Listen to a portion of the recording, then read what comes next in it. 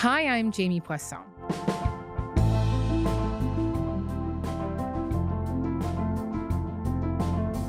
When China Galerno was 12, she came home from school in Prince Albert, Saskatchewan with a brochure for something called Brain School. It sounded too good to pass up. An all-expenses trip to Victoria, BC for her and her mom for a week. The study claimed it could lead to an increase in creativity and intelligence, more happiness and joy, healing from all of their traumas. I begged her to go because I was so excited. But when China and her mom Alma arrived, it wasn't what she expected. Locked in a dark room for more than half the day, listening to scary trumpets, and then I'm thinking, oh my God, this place is really weird. I was like, this place really sucks. I just want to get it done. I want to get it over with and I want to go home. Those scary trumpets she's talking about are the sounds of her own brainwaves.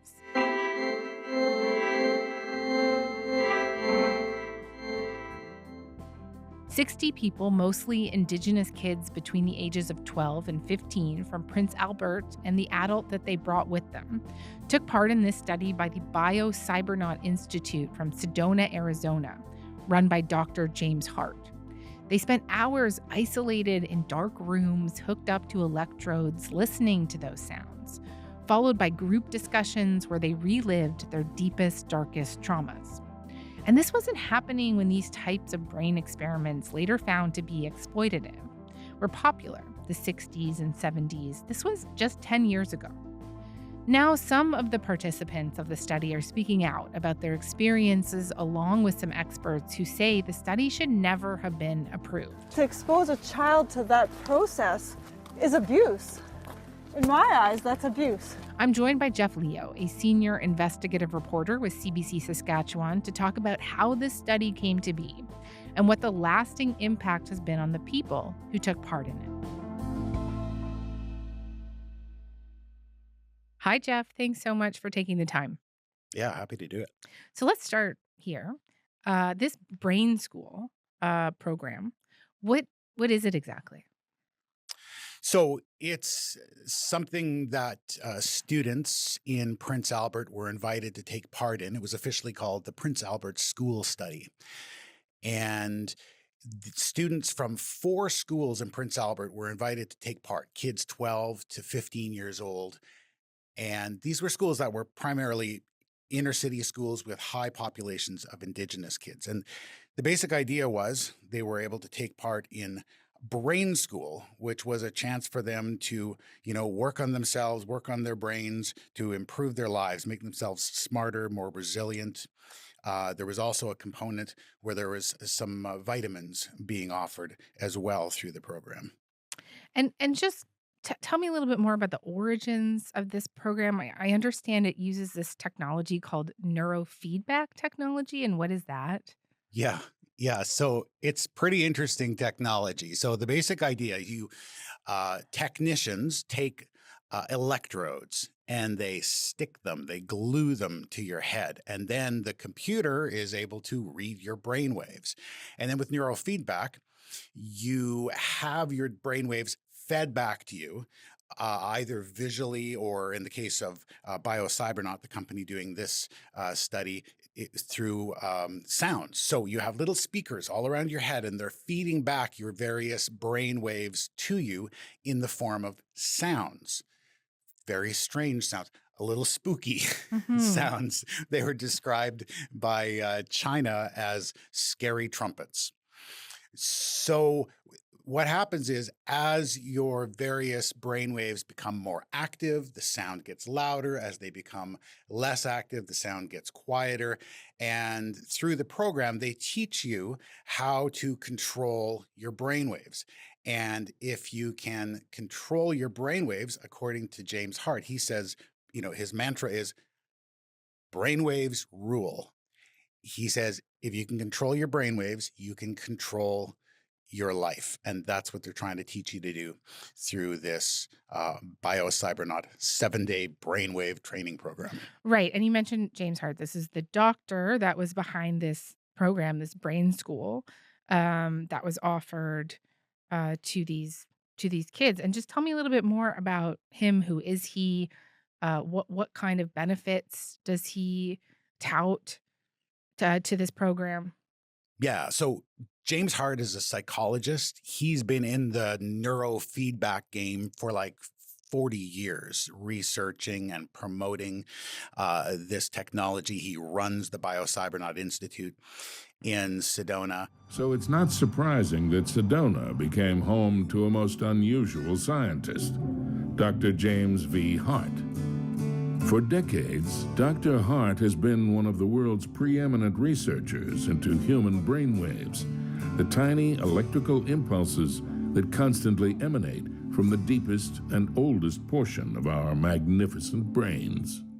And he touts this technology as being able to fix most things in your life, to make you happier, to make you smarter, make your IQ improve, make you more creative, better relationships, overcome addictions, overcome trauma, overcome some mental illness like schizophrenia, for example, overcome trauma in your life. So and this is all from the brochure that was handed out to these students. The level of promise is amazing, and it doesn't stop there. He also talks about how it can help you connect with the spiritual world and give you, sort of, let's say, surprising powers. With the right brainwaves, you can do anything. Levitate, walk on water, walk on fire. And he says in his sessions, it's not uncommon for people to see angels and interact with them. Huh. Okay. And this guy has like somewhat of a profile, right? He's been on CNN, hooking up Sanjay Gupta with these electrodes. Tony Robbins, that really famous life coach and motivational speaker, has spoken positively about him and his company, BioCybernaut. My dear friend, Dr. Jim Hart, and his BioCybernaut program is extraordinary. I've been through it myself. My wife, Sage, has. Members of my family have. And we found it to be truly extraordinary. But it is not for the faint at heart. Unless you're dead serious about really taking things to the next level, don't bother. Yeah, tell me a little bit more about that. Yeah, I mean, he is a mini celebrity. He's a relentless advocate. He's everywhere online, has been pushing this, as I said, for decades. There's dozens of podcasts, people that have interviewed him, and people flock to this treatment. It's almost like wellness tourism. It's like a whole thing, right? $15,000 a session is what people pay for this. And people were there. I went to Sedona. I was there at the world headquarters for BioCybernaut, and there was a bunch of people there who were taking this training. One of them had their Bentley parked out front, like, worth a few $100,000. So, he is effectively targeting, a fairly high-end population of people who love this sort of treatment.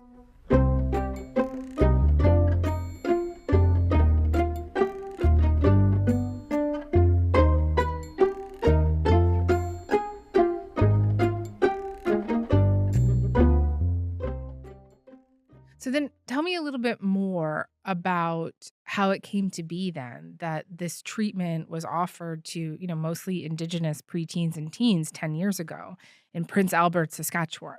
Of all places, exactly. Well, so what happened was a teacher, an Indigenous teacher from Prince Albert, took Hart's training program, and she loved it and found it life-changing. And she thought, we have a great need in Prince Albert. I'd love to see students and teachers go through that. And so she reached out to BioCybernaut and asked, can you do something?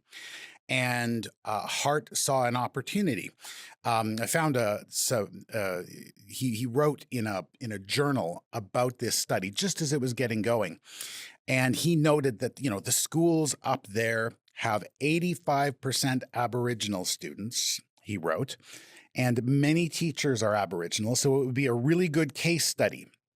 A lot of drugs, a lot of absenteeism. So he saw an opportunity to target a specific population who is experiencing trauma and maybe turn things around.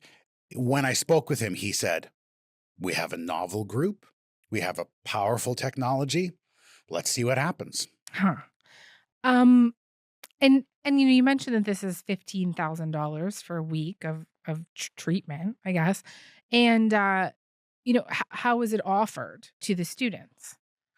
Yeah, so this brochure, like the thing that really jumped out for students was that it's all expenses paid. Mm. You're going to go on a trip to Victoria, BC, put up in a bed and breakfast for a week, an opportunity for some tourism, and an opportunity to improve your brain and improve your life. And so, yeah, this was a super attractive prospect, especially for China, who we heard off the Mhm. top. China had never been out of the province. China had never been on a plane. She couldn't believe and was so excited about the chance to do this. And also, the chance to improve herself, to improve her life. I spoke with her mom, Alma, and, Alma says, look, we've been through a lot as a family. Both me and my daughter's dad were chronic alcoholic and drug addicts. We divorced when China was like 8.5 years old. And I quit the life and I quit the drugs and I raised the girls. And I always believed in therapy and I believed in healing and I believed in getting better. And she had come through a lot of that and really believed in investing in yourself and believed in, investing in self-help. And so she saw this as an opportunity. She was skeptical. No, they made it sound more like it was going to be like an enjoyable, vacation where we go learn to get healthier. I was like, where's the catch? There's a catch in here somewhere. There's got to be a catch in here. But she also was happy to see her daughter, pushing for something like this. And she thought, well, if maybe this could help, let's do it. And talk to me a bit about what happened when they got there and maybe like how their expectations met the reality. Well, they didn't really have much in the way of Yeah. expectations. They did not really know what was going to happen. They had sort of brain school, holiday, self-improvement, Victoria in their minds when they got on the plane. The first morning, they walk into a room and they sit down, and these technicians start putting electrodes on their heads. Mm. And with these wires and everything, and it kind of freaks them out. Alma was wondering, like, are you gonna shave my head? Like, what's happening here? They weren't expecting this at all. Then they were told they would be placed into these little dark rooms with speakers around their heads, all by themselves, for hours a day, where they would be listening back to their own brainwaves. And then that's, precisely what happened. I understand that China was also told that she had special brainwaves. Tell me about that. She was told that with her specifically, they had detected that she had some special brainwaves, unusual brainwaves that not everybody has, that made them think that she could go for extra training and learn how to harness these brainwaves. Essentially, she was told that with these brainwaves, you can potentially alter physical events, like change the course of a hurricane. Huh.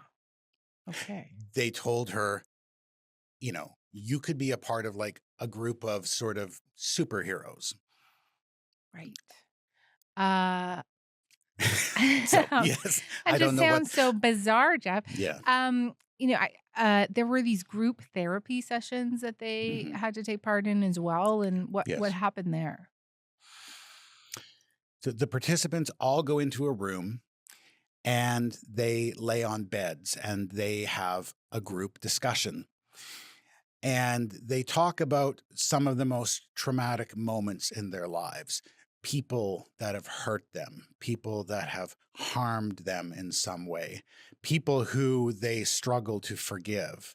And they talk about, how can you think about this differently? How can you get past this trauma?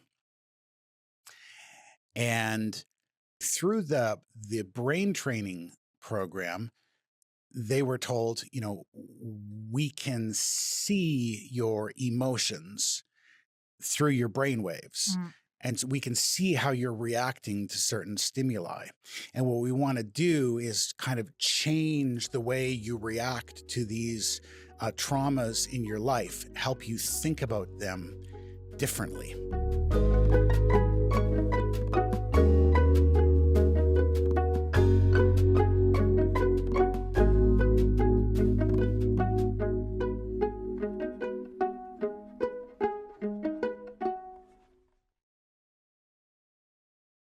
Jeff, I feel like the obvious question is like who funded the 15K per participant, who paid for it? Yeah, so it was paid for by Alan Markin. The flights, the room and board, the program fee. Alan Markin's a billionaire, a philanthropist from Alberta. He's a former oil executive, part owner of the Calgary Flames. And yeah, so he paid the bill for this. He has taken biocybernauts training in the past and found it really helpful, beneficial for himself. He told me in an email. Hart says that Markin did this because he's a philanthropist. And so he agreed to fund this program to see if it could do some good. Now, in an email, Markin did tell me through his lawyer that while he did agree to fund this study, he says that Markin and his company was never involved in the direct supervision of biocybernauts' work.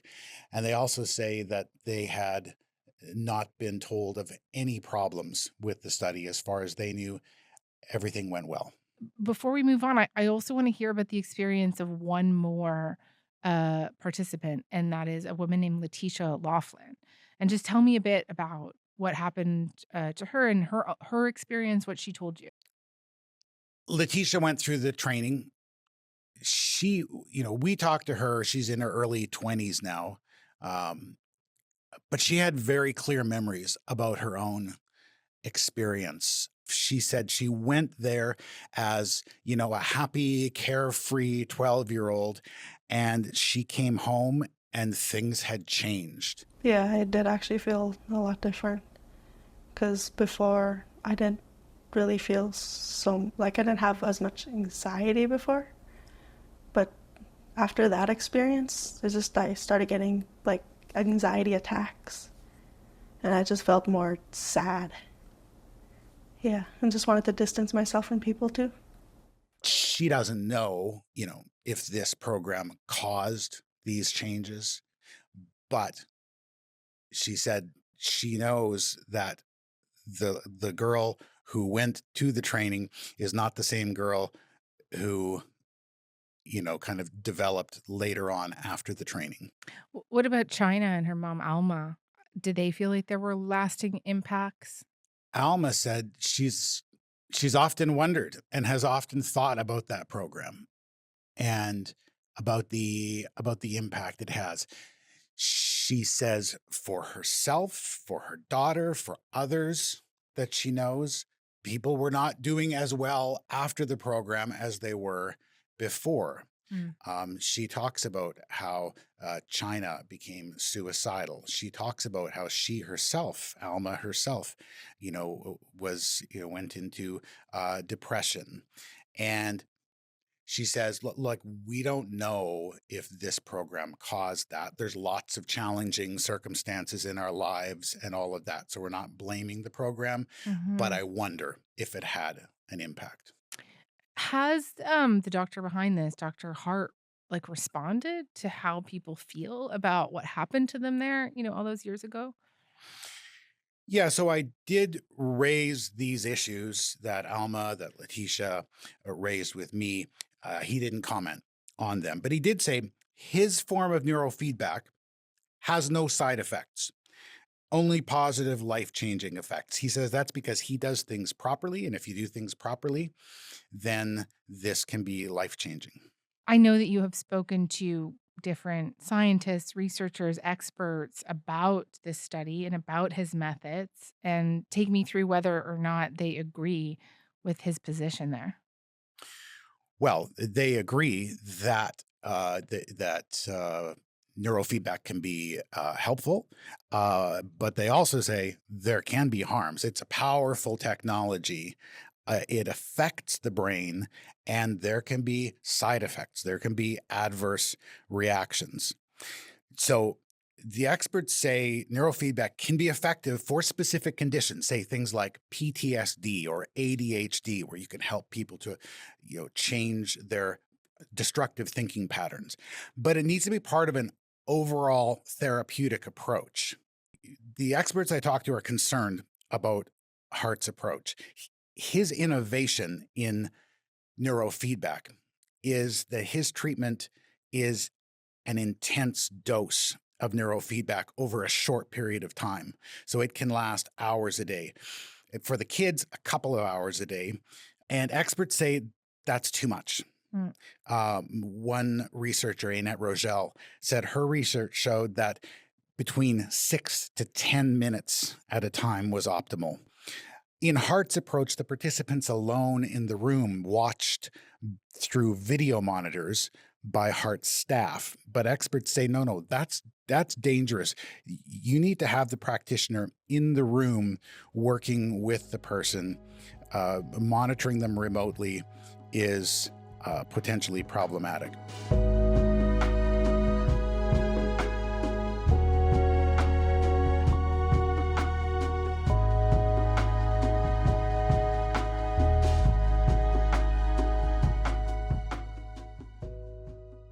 I feel like it's probably worth mentioning here that this is probably going to sound quite shocking to a lot of people, and given the history of unethical medical research done on Indigenous people, I think this might be particularly shocking. Yeah, I mean, every expert I talked with had a hard time wrapping their heads around how this could have been approved. Clearly, a serious mistake was made. One thing that is missing from the REB application is an actual description of what the research process is. That is totally unacceptable. We're talking about medical research on kids. There's no description anywhere in the REB application that actually talks about what that is. But it's actually the heart of the experiment. I don't want to be associated with it because I thought it was whacked. It was bonkers. Obviously, the specifics weren't in the application because if it was in the ethics application, it wouldn't have got approved. What do we know about the approval process and who ultimately ended up approving it and how much information they were working with at the time? In 2013, after this Indigenous teacher asked Hart, can you come and do your training here? Hart and his team started talking to the school division about working with them to get access to students. And they were told the only way we would take part in this is if you get ethics approval from a university. That's it. Mm-hmm. No ethics approval, we're not taking part. So they filed an ethics application to the University of Regina saying, would you approve us to have access to these students, to do brain training, to do some vitamin administration, and the University of Regina approved it. Through Freedom of Information, I was able to get a hold of that application. And I read through it. Mm-hmm. And the thing that jumped out to me most from that document was what it didn't say. So what it did say was, we'd like to do BioCybernauts 7-day alpha brainwave training. What it didn't do was describe, what is that? What does that involve? What does that look like? What are your goals? What are your methodologies? Mm-hmm. None of that was in there. So I brought it to a research ethics expert to say, what do you think of this? I mean, his conclusion was the same thing. He was baffled that the University of Regina approved a study that was not described. What has the University of Regina told you about what seems like a real kind of lack of oversight here? What have they told you about, how this got approved? So initially, the University of Regina said it didn't want to talk about this at all, that, these documents that I have are, in their view, confidential, and that, they did everything right. Everything was fine, and there's nothing to see here. Mm-hmm. As I started explaining to them what I had learned, they started offering up more explanation. So they said, yes, we did review this study. Yes, we did approve it. But what we were approving was not the BioCybernaut brain training program. All we reviewed was a narrow part of this study. We reviewed the development and deployment of a questionnaire that was administered to the participants in the study, but we didn't review BioCybernaut's methodology. Now, experts say that is not good. Mm-hmm. When a university plays any role in a study, it's obligated to make sure that the whole thing had been subject to ethics review. So the university has apologized, and they say that they're changing their policies. But do the women who were affected by this and the experts and researchers that you've talked to, do they feel like that's sufficient? Well, I did speak with Alma about this whole story, and she came forward after some soul searching. She was initially not super sure she wanted to talk to us because there were so many powerful people involved, but eventually she did. And she said she talked to me because she was hoping, that maybe she could get some answers. She was hoping that maybe there would be some accountability here.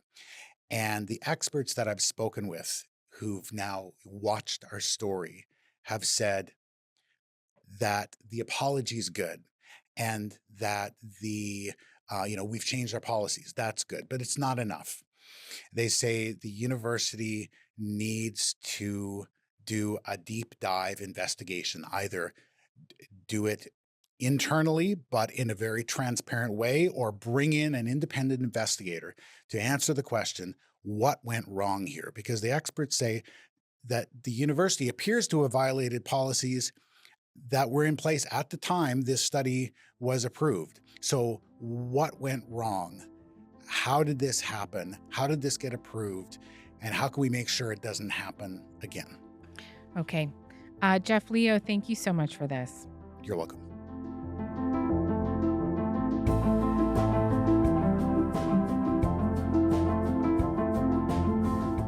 All right, that is all for today.